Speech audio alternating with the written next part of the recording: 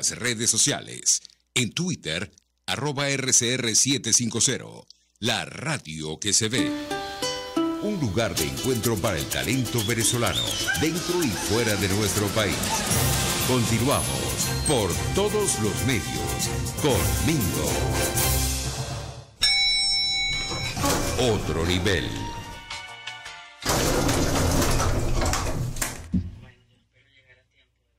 Bueno, aquí tenemos un mensaje de la doctora Laura Lousa, que está extraviada. Se perdió aquí en la...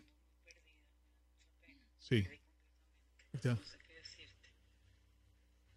Bueno. Estoy en el carro, no sé dónde estoy, ni siquiera sé dónde estoy. Qué peligro, ¿no? Ni siquiera sabe dónde está, ella me está diciendo. Hola, Mingo, ¿cómo estás? Mira, con mucha vergüenza debo decirte que perdí la salida, me equivoqué y estoy un poco perdida. Me da pena contigo, pero bueno, por eso yo quería que no fuera presencial. Soy muy mala en eso y no puse el Waze confiando en que iba a salir bien y hacer todo bien. Bueno, yo espero llegar a tiempo, de verdad. Me disculpo, de verdad. Dale un abrazo.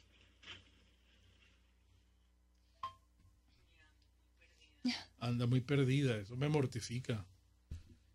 Bueno, amigos, entonces ofrecemos disculpas, pues, porque la doctora a esta hora no ha llegado, la doctora Laura Lousa iba a conversar con nosotros, entre otros temas, de la situación de las organizaciones no gubernamentales, que además ella, cuando yo conversaba antier con ella,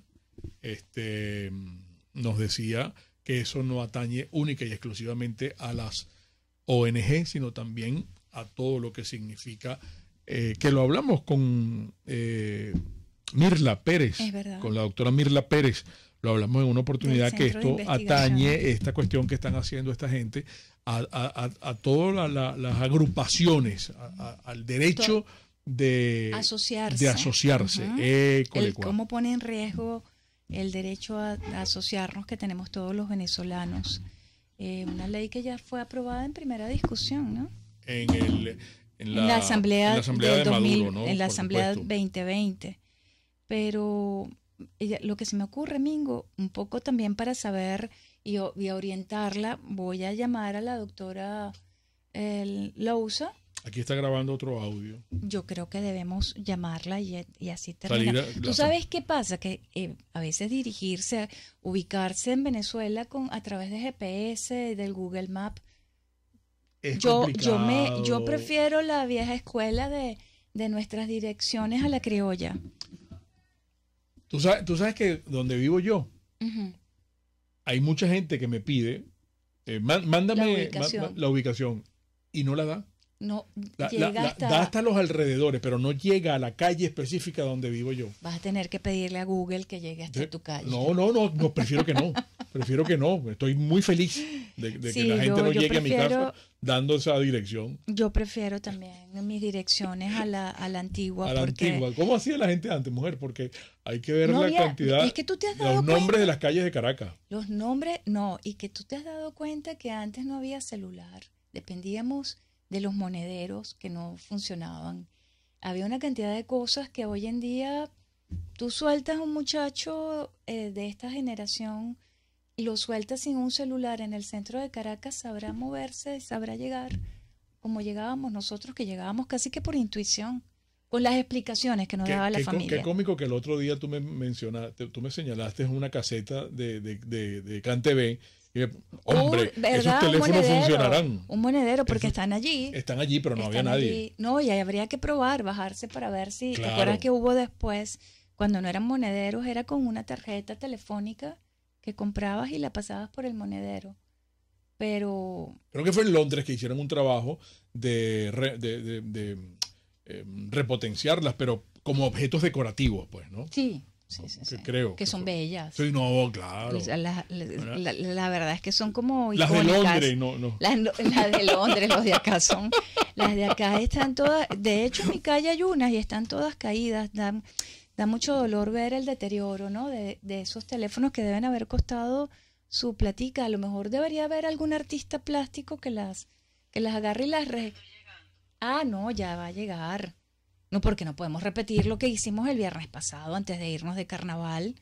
que nos embarcaron los muchachos y terminamos nosotros dos instalados conversando. Bueno, que fue una conversación muy sabrosa, Mingo. Yo te invito, el viernes, la invitada va a ser la señorita Erika, claro, para hablar de la octavita de carnaval. Porque yo le decía a Erika ayer y en estos días que yo creo que la octavita de carnaval es una invención nuestra. Yo creo que eso es algo muy venezolano. Porque es en el espíritu de alargar el bonche, de alargar la beventina, de alargar la festividad. Y entonces se inventaron una de esas de la octavita de carnaval. Que aquí en los carnavales, a nosotros se nos olvidó mencionar eso el viernes, porque ¿qué? Yo les hablé de los carnavales famosos de Río, por supuesto. Yo he tenido la suerte de estar en los carnavales de New Orleans, en el Mardi Gras, 2 años seguidos. A mí me tocó uno el Viernes Negro. Ay, qué difícil, te quedaste sin tarjetas de crédito. Bueno, entonces, yo estuve en esos carnavales, claro, en el Mardi Gras de New Orleans. No, eso fue terrible. Que eso es una maravilla. ¿No? El carnaval, esos claro. carnavales No, yo pensé que hablabas del Viernes Negro. No, los carnavales de New Orleans. Tuve la suerte cuando uno podía darse esos viajes. Sí, esos regalos, pues, ¿no? Bueno, no eran regalos, uno lo trabajaba. Pero también los carnavales de Caracas fueron famosos. Bueno, porque ¿sabes los cuál se me hoteles olvidó? competían. Discúlpame. El Hotel Tamanaco con el Hotel Ávila. En el Claro. Ávila es la cosa.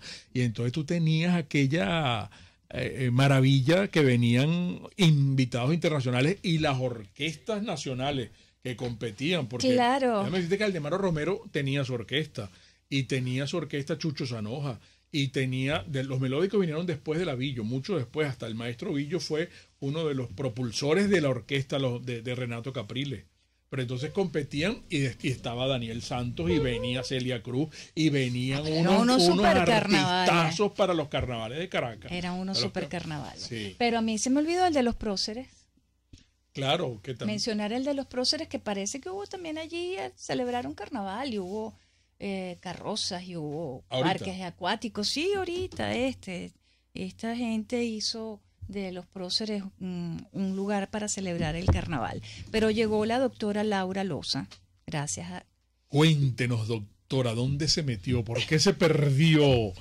¿Para dónde se fue? Nosotros estábamos muy preocupados. Ella aquí, se ríe. Menos mal. Dios mío, ¿cómo es posible? Hola. Bienvenida. Gracias por... Me disculpo. Sí, bueno, conocí más Caracas y volví a hacer varias vueltas. Fui y vine. No, impresionante.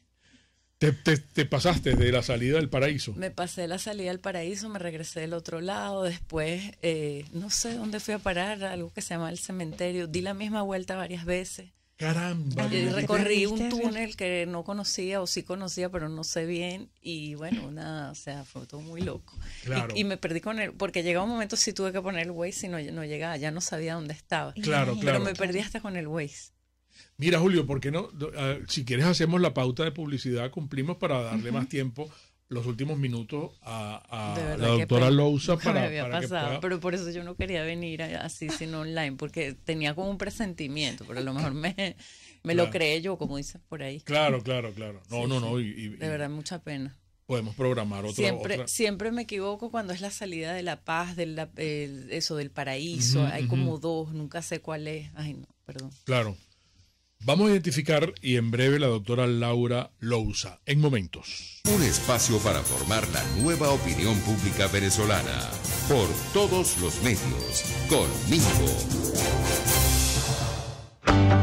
Distasi Motors, nos gusta mucho hablarles de Distasi Motors. Si ustedes van al más reciente post de Distasi Motors, allí van a encontrar una camioneta que yo les he estado recomendando, porque es una camioneta de trabajo, es una camioneta para la brega diaria, es la nueva JMC Virgin, es una pick-up ideal para el trabajo duro, tiene un motor de 4 cilindros, funciona con diésel, tiene una capacidad de carga de 840, el tanque de combustible 53 litros, el rendimiento, la caja sincrónica, 5 velocidades, frenos de disco, etcétera. Pues aquí está todas las características de esta super camioneta disponible en Distasi Motors. ¿Por qué les cuento esto?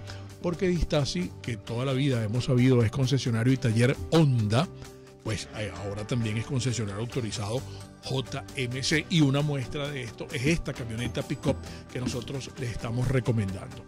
Converse con ellos, les voy a dar un teléfono sin ningún compromiso, pregúnteles más cosas, cómo la paga, todas estas cuestiones. Miren, anote 0212-285-7779 de Distasi Motors. La empresa a la que usted gerencia, ¿de qué se encarga? Trabaja con rayos ultravioleta, por ejemplo, trabaja con soldaduras, trabaja con salpicaduras químicas, trabaja con altas temperaturas, trabaja con muchos impactos, muchos ruidos, trabaja con donde se genera mucho polvo, partículas tóxicas. Estoy hablando de Produzca. Produzca es una empresa venezolana que desde hace más de 42 años nos suministra todos los implementos para que nosotros estemos protegidos en nuestros lugares de trabajo. Y eso sí que es importante. Yo sé que usted me está viendo, mi querido amigo empresario, y sabe lo que cuesta un accidente que ni Dios lo quiera ocurra en la empresa, en la compañía. Y ese accidente no es que se evite, sino que, caramba, va a ser mucho más leve si usted cuenta con los implementos adecuados, certificados internacionalmente, que le suministra Produzca. El catálogo de Produzca, www.produzca.com, en su Instagram, @produzca.ve. Eso es seguridad en tu empresa, de los pies a la cabeza. Pluralidad contigo. Respeto contigo. Responsabilidad contigo. Libertad contigo. Estamos contigo y punto. De lunes a viernes a la 1 de la tarde. Contigo. Solo por RCR 750 AM. Porque lo bueno une.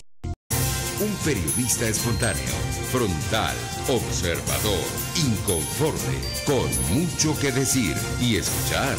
Regresamos por todos los medios. Conmigo. La doctora Laura Lousa está aquí con nosotros y vamos a programar otro encuentro con ella, otra entrevista, porque hay muchísimas cosas para conversar. Fíjense que cuando nosotros hablamos en la preproducción con ella, y a propósito de una actividad que tuvo ella recientemente, y que tiene que ver con el avance que hace esta gente del régimen con relación a las organizaciones no gubernamentales, ella misma me decía: mira, Mingo, eso no atañe única y exclusivamente a las organizaciones no gubernamentales, a las ONG, sino tiene que ver con todo el espectro de asociaciones. Entonces yo quisiera que explicara muy bien eso, doctora. ¿Por dónde podemos comenzar? Porque esta gente avanza a grandes zancadas, y ya esto en su asamblea lo ha aprobado en primera discusión, pues, ¿no? Sí, es cierto, es así. Sí, llama mucho la atención ese cambio repentino. Parecía que íbamos a tener una apertura, reformas, etcétera, y no estamos viendo eso, más bien lo contrario. Y de hecho ese proyecto de ley es muy preocupante porque se refiere a cualquier tipo de organización, sea una persona jurídica, sea una persona natural, que tenga cualquier forma jurídica, una fundación, una asociación civil, una corporación de fundaciones o asociaciones, y además con cualquier objetivo. Allí sí hay exclusiones que se refieren a las reguladas por ley especial. Las leyes especiales, bueno, por ejemplo, los sindicatos, los gremios, los medios, la iglesia, las empresas, no estarían incluidos, pero sí sus asociaciones o fundaciones, o sea, por ejemplo, la Fundación Polar, la Cámara de Comercio, es decir, allí vemos cómo es tan amplio que prácticamente nos abarca a todos, a la sociedad civil, y lo que se ha hecho en la narrativa oficial es escoger, como decir, un blanco, ¿no? Las ONG. Entonces, y decir son las ONG, pero en realidad aquí puede tocar todo. Incluso también no se refiere a los partidos políticos, pero sí a sus organizaciones, entonces, que probablemente son las que lo financian. Y entonces vemos allí que el ámbito es muy amplio también, no solo por los sujetos a los que se refiere, que es prácticamente todo el resto de la sociedad civil que hasta ahora no ha sido tocado relativamente por una medida determinada, porque sabemos, bueno, la ley, o sea, el tema de los medios, cómo están, sabemos cómo están los sindicatos, sabemos, o sea, ya existen tantas regulaciones en esos ámbitos, la empresa privada, etcétera, que justamente ha habido una asfixia enorme y una disminución, bueno, impresionante. Entonces, hay espacios todavía en varios ámbitos relativamente, y ha sido justamente el lado asociativo, vamos a decir, sin fines de lucro, donde ha ido creciendo, aunque quizás con otras, si lo vemos con otras épocas del país, está disminuido de todas maneras, porque sí ha habido, como decir, una cocción a fuego lento, ¿no? De ir cerrando espacios. Hay un cerco normativo, un cerco también en la narrativa oficial y varias situaciones de hecho que se van dando en donde uno no se puede registrar o actualizar los estatutos o lo que sea, pero sin duda que esto ya es como un antes y un después, y eso realmente es muy preocupante porque nos atañe a todos al final, no solo el que recibe la ayuda, no solo el hecho que se denuncie lo que pasa, se documente, sino que además ese proyecto de ley es tan amplio en cuanto a las potestades que da al Ejecutivo que permite hacer cualquier cosa. Y al final pareciera más bien que excepcionalmente algunas, según lo que decida el Ejecutivo, van a ser autorizadas para funcionar, porque incluso la normativa dice, el día que entra en vigencia esto, usted tiene un plazo para pedir esa autorización y hacer todos los registros, que son como 4 y son complicadísimos, pero usted dejó de existir y eso obviamente es una locura, ¿no? Entonces realmente vemos, es muy represivo. No sabemos si se va a poner en vigencia, se ha hecho toda la incidencia del caso para que no ocurra, estos espacios son súper importantes, pero deberíamos unirnos como sociedad civil porque al final, si nosotros no ponemos freno al poder, ¿quién lo va a hacer? Nosotros como venezolanos tenemos el derecho de decir basta, o sea, déjanos vivir, déjanos... la libertad de asociación es básica para el ser humano, es una forma de emprendimiento fundamental, sea a través de eso, lo que yo explicaba, los gremios, cualquier cosa. Y allí también es muy importante entender que la Iglesia Católica, por ejemplo, que ha sido un tema, ha tenido un choque importante con el gobierno en general y él ha estado financiando la evangélica, etcétera. O sea, hay una situación también de contrapoder que siente el gobierno porque por ahí va esta normativa, sus fundaciones, asociaciones, Cáritas, o sea, gente que ayuda, y sin embargo la narrativa oficial no lo dijo así, habló de las ONG de derechos humanos, de las actividades de los partidos políticos a través de sus organizaciones que lo financian, y dijo que no, que lo humanitario está bien, pero eso tampoco es tan cierto, porque lo humanitario, habló por ejemplo del ambiente, que estaba bien, pero yo no creo que quieran que se denuncie el arco minero, entonces ahí vemos que hay contradicciones. Y nos preocupa mucho porque sabemos lo que pasó en Nicaragua y lo que está pasando, y cuando tú abres esa compuerta hacia más allá, es muy peligroso, y más en un país donde no hay Estado de Derecho. No puedes ir a un tribunal a pedir un amparo, no puedes ir a ninguna instancia a decir, bueno, mire, protéjame y que valga mi derecho.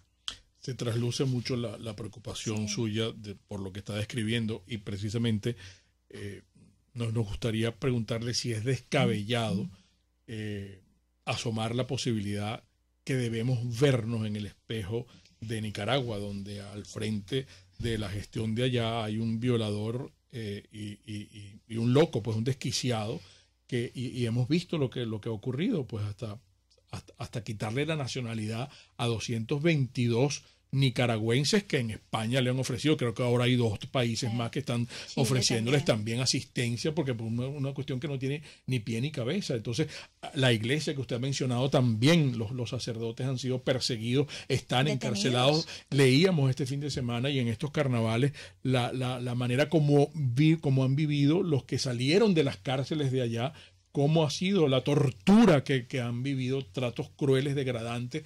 Entonces, aquí ¿podemos compararnos con Nicaragua? ¿Debemos vernos en ese espejo?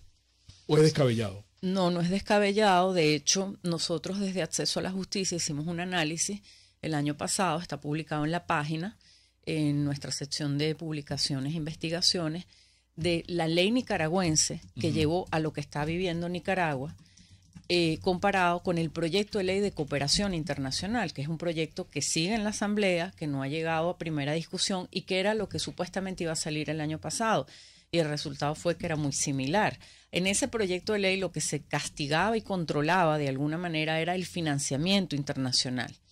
Este nuevo proyecto de ley que acaba de aparecer el 24 de enero lo presentó el diputado Diosdado Cabello ante la Asamblea Nacional.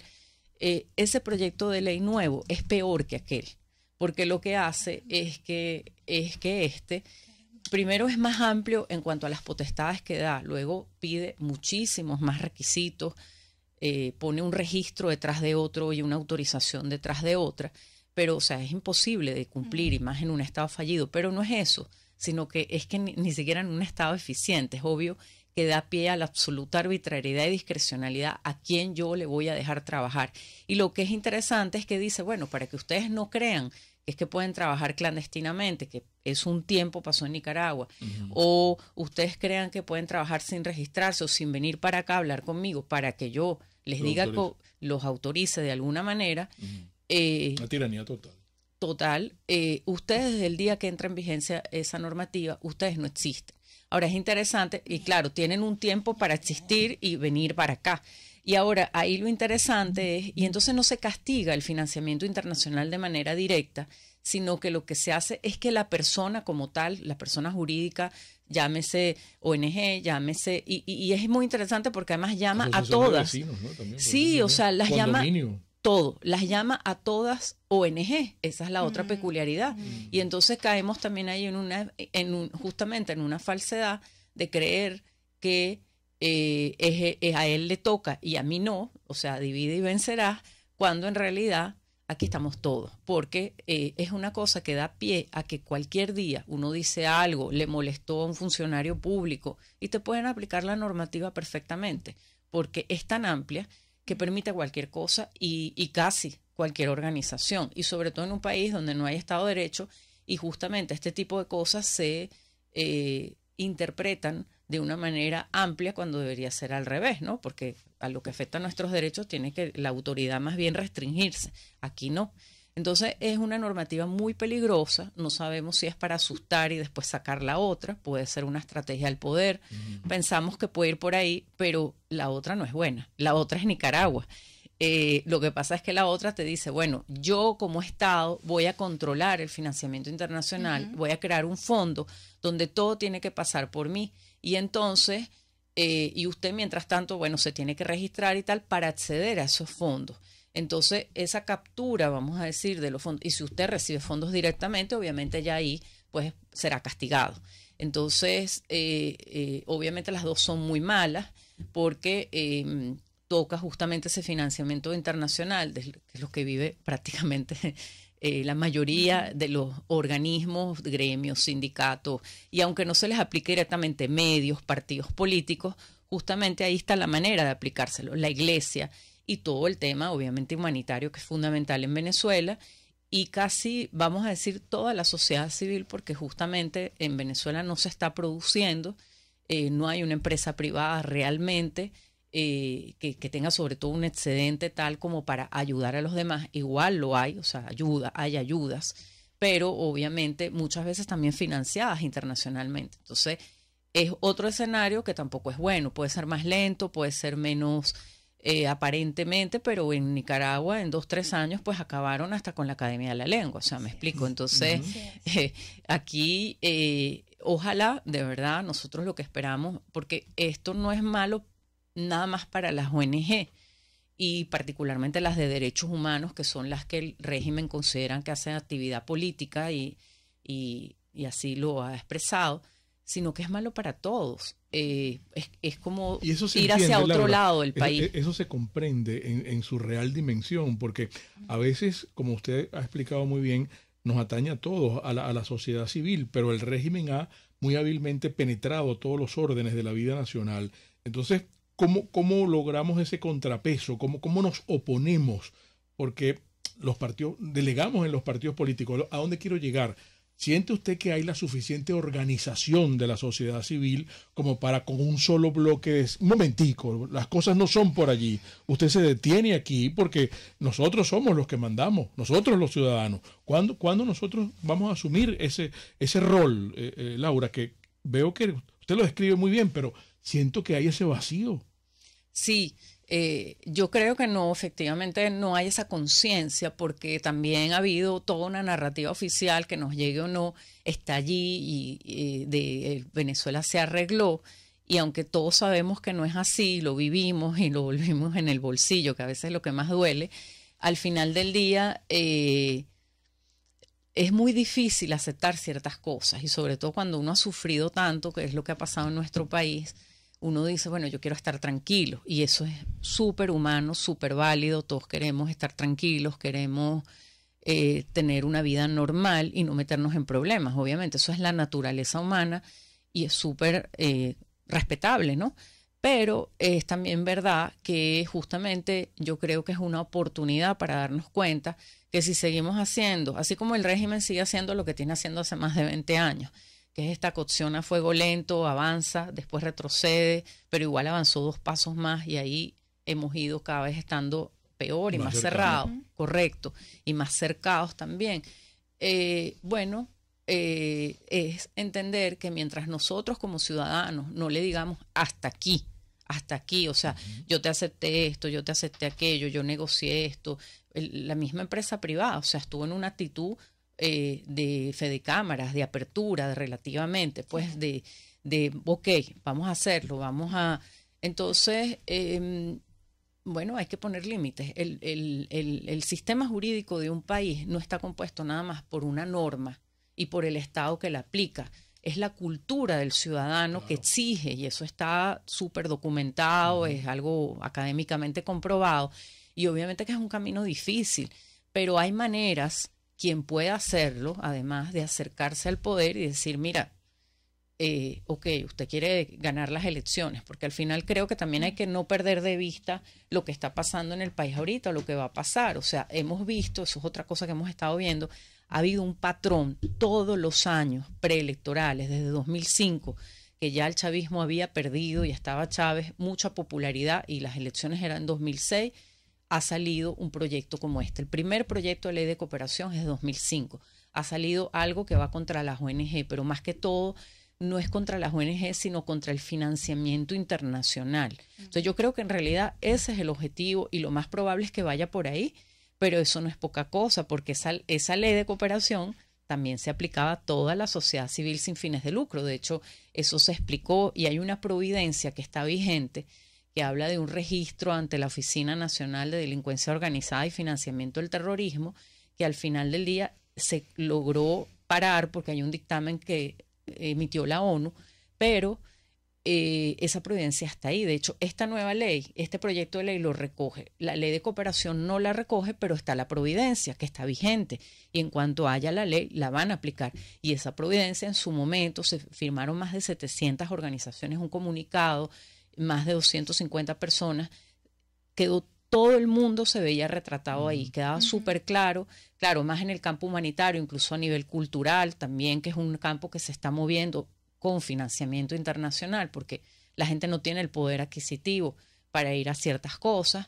Entonces hay mucha obra de embajadas extranjeras, etcétera, que son súper interesantes, y que eso lo que queremos es promover una cultura de normalidad y de paz en el país, pero cerrando no vas a promover eso, no vas a lograr la legitimidad, no vas a lograr tampoco el crecimiento económico. Y creo que ahí nos encontramos con el régimen, que todos queremos eso, pero este medio, que es el que siempre ha sido el mismo, donde más bien vamos a menos y lo vivimos pues en el bolsillo y en todos los aspectos, no funciona. Pero también nosotros como ciudadanos tenemos que saber buscar las maneras de inteligentes, porque no es fácil, de hablar con el régimen y decirle, señor, hasta aquí, tenemos derecho a vivir en nuestro país, tenemos derecho a desarrollarnos, tenemos derecho a que nuestro país sea próspero otra vez, hagamos, respete, o sea, porque es una manera tan intrusiva. Y otra vez, además, ese proyecto de ley habla de los consejos comunales, como que los va a transformar en las nuevas ONG, dándoles incentivos para hacer estas actividades, y ellos van a ser los que al final terminen haciendo la cuestión humanitaria o lo que vaya a ser. Entonces, obviamente, eso es muy preocupante porque también esa historia no las conocemos. Yo creo que ya aquí lo bueno, si lo podemos ver así, es que todo este tema antes no se entendía, pero es que lo hemos vivido. Entonces, creo que allí está claro cómo en realidad funciona y que en realidad, paradójicamente, en realidad no funciona. Laura, tienes que venir pronto de nuevo. Amén. Tenemos que organizar otra. Bueno, ojalá, ya me aprendí la ruta. Nos pasamos unos minutos, pero bueno, era para que la doctora Laura Lousa pudiera explicar un poco más este tema que da para mucho más. Y que quedan preguntas, Mingo, nos quedan preguntas de nuestros amigos oyentes. Por lo tanto, pues la invitación queda abierta. Claro. Para poder aclarar todas estas dudas. Gracias, Laura, por estar acá. No, gracias a ustedes. Amigos, las interpretaciones finales de todo lo conversado hoy acá, como siempre, de ustedes. Y recuerden, el comunismo te quiebra las rodillas para que tengas que darle las gracias por las muletas. Hasta mañana. RCR presentó Por Todos los Medios con Mingo. Mis amigos, el programa de hoy estuvo patrocinado por Salón de Belleza Tarina, como tú lo mereces con todo cariño. Distasi Motors, tu concesionario Honda en Los Palos Grandes. Produzca seguridad en tu empresa de los pies a la cabeza. Pastelería del Corso, la pastelería italiana por tradición y excelencia. Estación de servicio Terrazas del Club Hípico, calidad y servicio.